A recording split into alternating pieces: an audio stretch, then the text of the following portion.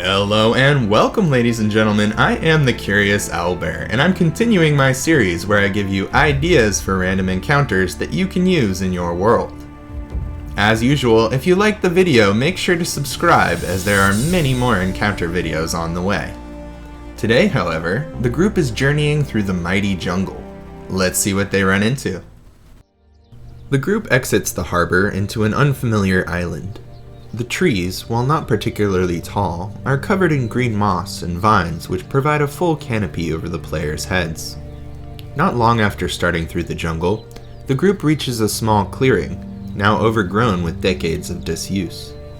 Standing in the center of the clearing is a 10-foot tall stone tablet, fully covered with ancient text. If the group has some method of translating the text, they will find a warning about the area. It will warn of dangerous waters, plants, and predators. Unfortunately, there is no mention of the author of the text, nor of any friendly tribes within the jungle. The group continues into the jungle, cutting their way through thick hanging boughs and underbrush. Not long after they exited the clearing, one of the smaller, weaker members of the group is caught by a thorny vine. Initially, the group may think that a vine is all this is, but it's actually a carnivorous plant native to the area. It slowly tightens its grip as its prey struggles against it, and it carefully reels in the prey toward a gaping maw that was once covered with brightly colored petals. A prepared group of adventurers shouldn't have too much trouble reacting and cutting away the vines, however. The players wind their way through the thick underbrush with the sounds of nature all around them. Beautifully plumed songbirds call to one another as the players pass under. A player who pays attention to the songs will begin to notice a cadence or a pattern to the sounds.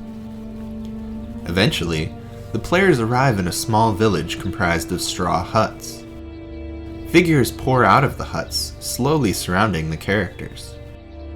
The Kenku here are unable to speak in common, but are actually quite friendly. They're interested in the characters' belongings, their dress, and their look.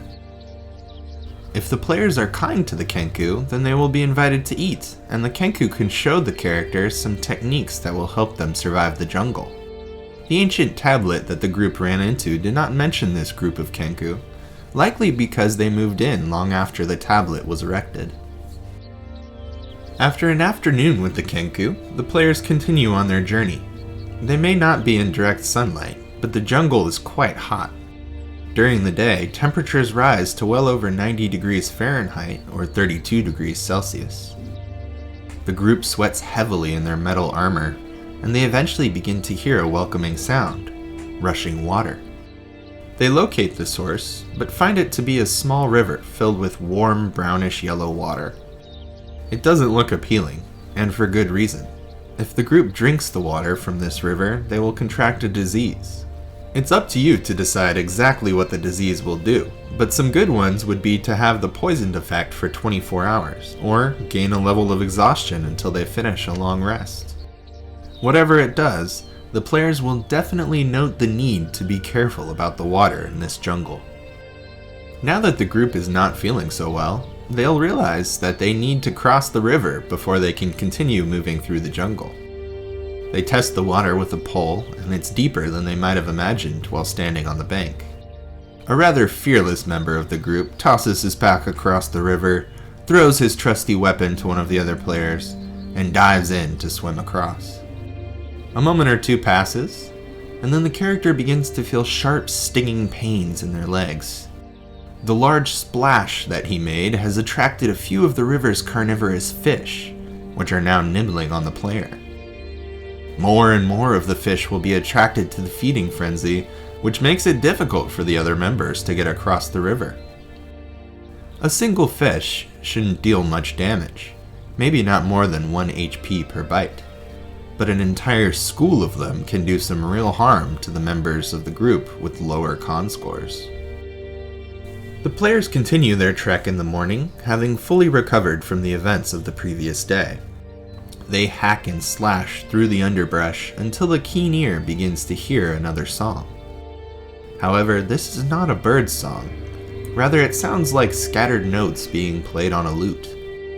They carefully investigate, finding a weary, thin bard. He might not even take notice of the group, since he has been on the run for several days. The bard was part of another adventuring group who attempted to explore an ancient ruin. But something mysterious killed all of his companions during the night. He was barely able to escape, and will be extremely grateful to the group for any food they can provide. He might even offer his services to the group in exchange for safe passage away from this forsaken jungle.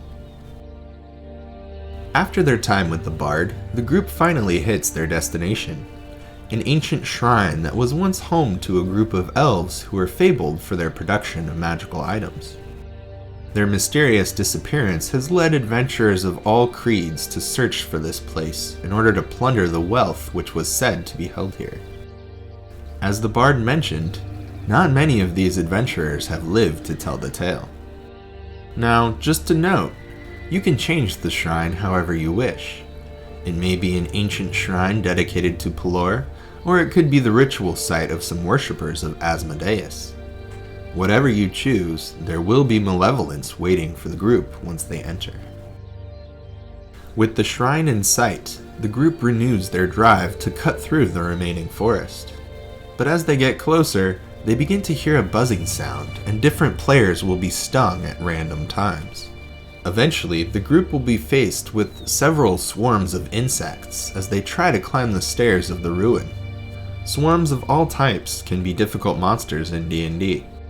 They have the ability to occupy the same space as another creature, which can make them a nightmare to hit. They also have immunity to a lot of conditions, and your players won't be able to crowd control these monsters. Plus, they deal a significant amount of damage for their challenge rating, so depending on how many swarms of insects you throw at the party, they can be quite deadly. The group heads into the depths of the shrine. The dark stone hallways are cracked and leaking with moisture from the jungle above. The group will likely need a light source in order to proceed. One of the members pulls out a torch, lights it, and heads down the first hallway. Sounds of the group's movement echoes down the hallway, alerting the shrine's new residents, the Yuan Ti. The shrine will hold a variety of Yuan Ti, which are serpentine humanoids that are very brutal and very intelligent. They will not take kindly to the invaders, setting traps and ambushes wherever they can. With a variety of Yuan Ti available from official publications, you'll never get tired of using this monster. They can be incredibly strategic, so don't be afraid to use some battle tactics against your players. Finally, the group achieves its objective and moves away from the Yuan Ti infested shrine. They cut their way back to the path they made on the way out and make for the port. Unfortunately, their path has attracted the attention of some dominant predators in the area. As the group marches through the jungle, one of them is attacked as a huge rock comes crashing through the trees to one side. Several giant apes make their presence known, beating their chests and calling out with fierce howls. The giant ape is another fun creature, as they have a ton of hit points and can make 2 fist attacks per round. They also have the rock if they need a ranged ability. This monster was actually a favorite of mine on my wizard. I would occasionally use the polymorph spell to turn into one of these creatures when I was running low on spell slots. This would enable me to stay in the fight a lot longer than I would in my low con human form. With that, we come to the end of our first set of random encounters for jungles. A lot of the inspiration and ideas in this video came from the legends of Sithorios in George R.R. Martin's Game of Thrones series. If you aren't familiar with Sithorios, I highly recommend checking out a few videos on the subject. It is extremely interesting and great for D&D ideas. Make sure to leave a like and subscribe if you enjoyed the video, because there are many more random encounter videos on the way. Until next time, stay curious, adventurers.